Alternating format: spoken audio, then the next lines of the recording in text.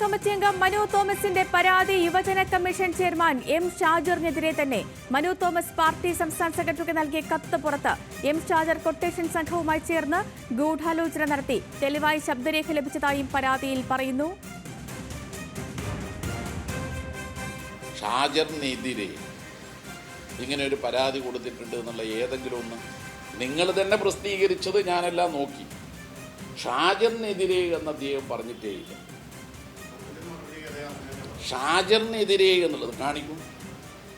ഷാജറിനെതിരെ ഇങ്ങനെ ഒരു പരാതി കൊടുത്തിട്ടുണ്ട് എന്നുള്ള ഏതെങ്കിലും ഒന്ന് നിങ്ങൾ തന്നെ പ്രസിദ്ധീകരിച്ചത് ഞാനെല്ലാം നോക്കി. ഷാജറിനെതിരെ എന്ന് അദ്ദേഹം പറഞ്ഞിട്ടേയില്ല. ഷാജറിനെതിരെ എന്നുള്ളത് കാണിക്കും. നിഖിൽ അളവൂർ ചേരുന്നു കണ്ണൂരിൽ നിന്ന്. നിഖിൽ, ഷാജറിനെതിരെ ഒരു പരാതി വന്നിട്ടില്ല, എല്ലാം മാധ്യമ സൃഷ്ടി എന്നായിരുന്നു കഴിഞ്ഞ ദിവസം പോലും മാധ്യമങ്ങളെ കണ്ട MV ജയരാജൻ പറഞ്ഞത്. പക്ഷേ ഈ വാദങ്ങളെല്ലാം പൊളിക്കുന്നതല്ലേ ഇപ്പോൾ പുറത്തു വന്ന കത്ത്?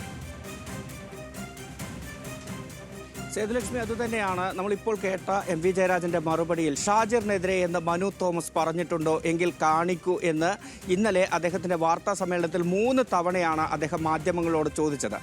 അത് നമ്മുടെ ക്യാമറയിലുണ്ട്. ഒരുപക്ഷെ മനു തോമസ് ഇന്നലെ കഴിഞ്ഞ ദിവസം ആ പ്രതികരണം നടത്തുന്ന സമയത്ത് കൃത്യമായി പറയുന്നുണ്ട്, ഞാൻ പാർട്ടിയിൽ നിന്ന് പുറത്തു വന്നിരിക്കുന്ന ഒരാളാണ്, അതുകൊണ്ട് നേരത്തെ തന്നെ എല്ലാവർക്കും അറിയുന്ന വിഷയമാണ്, അതുകൊണ്ട് ഞാനൊരു വ്യക്തിയുടെ പേര് പറയുന്നില്ല എന്ന് മനു തോമസ് പറയുന്നുണ്ട്.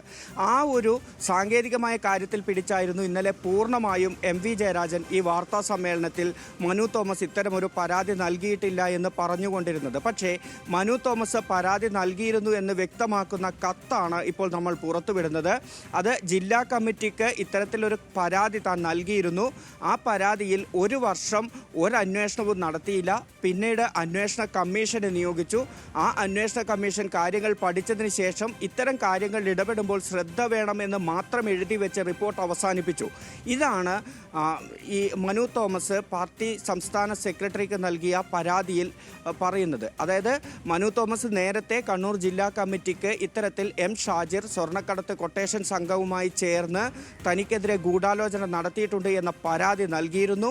ആ പരാതിയിൽ ആകാശ് തില്ലങ്കേരിയുമായി ഷാജിർ നടത്തിയ ഒരു വാട്സാപ്പ് സന്ദേശത്തിൻ്റെ ആ ഓഡിയോ ക്ലിപ്പ് കൂടി ആ പരാതിക്കൊപ്പം നൽകിയിരുന്നു എന്നും മനു തോമസ് പറയുന്നുണ്ട് ആ പരാതിയിൽ. അപ്പോൾ MV ജയരാജൻ ഇന്നലെ പറഞ്ഞ വാദത്തെ പൂർണ്ണമായും തള്ളിക്കളയുന്ന, എവിടെ ഷാജിറിനെതിരെ മനു തോമസ് പറഞ്ഞ കാര്യങ്ങൾ എന്ന ചോദ്യത്തിനുള്ള മറുപടിയാണ് ഇപ്പോൾ ഈ മനു തോമസ് സംസ്ഥാന സെക്രട്ടറിക്ക് നൽകിയിരിക്കുന്ന കത്ത് പുറത്തു വന്നതോടുകൂടി അദ്ദേഹത്തിന് ലഭിക്കുന്ന ഒരു സാഹചര്യം ഉണ്ടായിരിക്കുന്നു. ഇന്നലെ ഉടനീളം ഈ വാർത്താ സമ്മേളനത്തിലുടനീളം ഈ മനു തോമസ് നൽകിയ പരാതിയിൽ നടപടി വൈകിയോ എന്ന് നമ്മൾ ചോദിക്കുന്നു. അല്ലെങ്കിൽ മനു തോമസ് നൽകിയ പരാതിയിൽ ഷാജിറിനെതിരെ എന്തൊക്കെ പരാമർശങ്ങളായിരുന്നു എന്ന് ചോദിക്കുന്നു. ഇതെല്ലാം ചോദിച്ചപ്പോഴും ഷാജിറിനെതിരെ മനു തോമസ് പരാതി നൽകി എന്ന് അദ്ദേഹം പറഞ്ഞു എന്നായിരുന്നു MV ജയരാജൻ്റെ ചോദ്യം. ആ ചോദ്യത്തിനുള്ള ഉത്തരമാണ് ഏതായാലും ഈ കത്തിലൂടെ പുറത്തേക്ക് വരുന്നത്. ഇനി വിഷയത്തിലേക്ക് വരുമ്പോൾ, മനു തോമസിനെ കഴിഞ്ഞ ദിവസം പാർട്ടിയുടെ ജില്ലാ കമ്മിറ്റിയിൽ നിന്നും പുറത്താവുകയാണ്. അത് പുറത്താവുന്നത് ഒരുപക്ഷെ ഇന്നലെ MV ജയരാജൻ പറഞ്ഞതുപോലെ CPIMൻ്റെ ഭരണഘടന അനുസരിച്ച് പാർട്ടി മെമ്പർഷിപ്പ് പുതുക്കാതെ വരുമ്പോൾ സ്വാഭാവികമായും ഏത് ഘടകത്തിലാണോ പ്രവർത്തിക്കുന്നത് ആ ഘടകത്തിൽ നിന്ന് ആ അംഗം സ്വാഭാവികമായും പുറത്തു പോകും.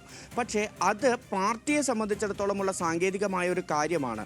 അതിനപ്പുറത്തേക്ക് കഴിഞ്ഞ 1.5 വർഷക്കാലമായി മനു തോമസിനെ പോലൊരു നേതാവ്, DYFIയുടെ മുൻ ജില്ലാ പ്രസിഡൻ്റായിരുന്ന, പാർട്ടിയുടെ ശക്തനായ ഒരു നേതാവായിരുന്ന, ഒപ്പം തളിപ്പറമ്പ് ബ്ലോക്ക് പഞ്ചായത്ത് പ്രസിഡന്റായൊക്കെ പ്രവർത്തിച്ചിട്ടുള്ള ഒരു യുവ നേതാവ് കഴിഞ്ഞ 1.5 വർഷക്കാലമായി എന്തുകൊണ്ട് CPIMൽ നിന്ന് അകന്നു നിൽക്കുന്നു എന്ന ചോദ്യമുണ്ടായിരുന്നു. ഈ ചോദ്യത്തിന് ഇപ്പോഴും MV ജയരാജൻ ഉത്തരം പറയുന്നില്ല. പക്ഷേ മനു തോമസ് ജില്ലാ കമ്മിറ്റിയിൽ നിന്ന് പുറത്തു വന്നതിന് തൊട്ടു പിന്നാലെ ന്യൂസ് മലയാളത്തോടക്കം നടത്തിയ പ്രതികരണത്തിൽ വ്യക്തമാക്കുന്നു എന്തുകൊണ്ട് കഴിഞ്ഞ 1.5 വർഷക്കാലമായി പാർട്ടിയിൽ നിന്ന് മാറി നിന്നു എന്നത്. അതായത് ഈ സ്വർണ്ണക്കടത്ത് കൊട്ടേഷൻ ബന്ധവുമായി M ഷാജിറിനുള്ള ബന്ധം നേരത്തെ തന്നെ ജില്ലാ കമ്മിറ്റിക്കും ഒപ്പം തന്നെ സംസ്ഥാന കമ്മിറ്റിക്കും പരാതിയായി നൽകി. പക്ഷേ ഈ പരാതിയിന്മേൽ ഒരു നടപടിയും ഉണ്ടായില്ല. ഒരു അന്വേഷണ കമ്മീഷനെ വെച്ചു. M സുരേന്ദ്രൻ്റെ നേതൃത്വത്തിലുള്ള ഒരു അന്വേഷണ കമ്മീഷനായിരുന്നു. ആ അന്വേഷണ കമ്മീഷൻ അന്വേഷണം നടത്തി എന്ത് കണ്ടെത്തൽ നടത്തി എന്നതുപോലും അറിയില്ല. ആ റിപ്പോർട്ട് പൂഴ്ത്തിവെക്കുകയായിരുന്നു. അത് ഒരു പ്രഹസനമായിരുന്നു എന്ന് തന്നെ മനു തോമസ് പറയുന്ന സാഹചര്യവും ഉണ്ടായിരുന്നു. അപ്പോൾ ഇത്ര വലിയൊരു വിഷയം, അതായത് CPIMനെ സംബന്ധിച്ചിടത്തോളം ഇപ്പോഴും ഈ സ്വർണ്ണക്കടത്ത് കൊട്ടേഷൻ സംഘാംഗങ്ങളായ ആളുകൾ CPIM എമ്മിനുണ്ടാക്കിയ തലവേദന വലിയ ചർച്ചയായിരുന്നതാണ്. അതിനുശേഷം ഈ വിഷയത്തിൽ ഷാജിറിന് ഇവരുമായി ബന്ധമുണ്ട് എന്നൊരു ആരോപണം ഉന്നയിക്കുന്നു മനു തോമസ്. ആ ആരോപണത്തിൽ പക്ഷേ പാർട്ടി ഒരു ഗൗരവവും കാണുന്നില്ല. അതിൽ അന്വേഷണ കമ്മീഷന്റെ റിപ്പോർട്ട് പോലും കൃത്യമായി പുറത്തു വരുന്നില്ല. മനു തോമസ് ഈ സംസ്ഥാന കമ്മിറ്റിക്ക് നൽകിയ പരാതിയിൽ പറയുന്ന, സംസ്ഥാന സെക്രട്ടറിക്ക് നൽകിയ പരാതിയിൽ പറയുന്ന അവസാനത്തെ ആ ഭാഗം ഒരുപക്ഷെ ശ്രദ്ധിക്കേണ്ടതുണ്ട്. ഇത്തരം കാര്യങ്ങളിൽ ഇടപെടുമ്പോൾ ശ്രദ്ധിക്കണമെന്ന് മാത്രം എഴുതി വെച്ച് ആ പരാതിയിന്മേലുള്ള അന്വേഷണ കമ്മീഷന്റെ റിപ്പോർട്ട് അവസാനിപ്പിച്ചു എന്ന് വ്യക്തമായി എഴുതുന്നുണ്ട് ആ പരാതിയിൽ മനു തോമസ് എന്നതുകൂടി ശ്രദ്ധേയമാണ്. ഏതായാലും CPIM ഈ പറയുന്ന സ്വർണ്ണക്കടത്ത് കൊട്ടേഷൻ സംഘം CPIMന്റെ സൈബർ ഇടങ്ങളിൽ വലിയ രീതിയിലുള്ള തലവേദനയാകുന്ന സാഹചര്യമുണ്ടായിരുന്നു.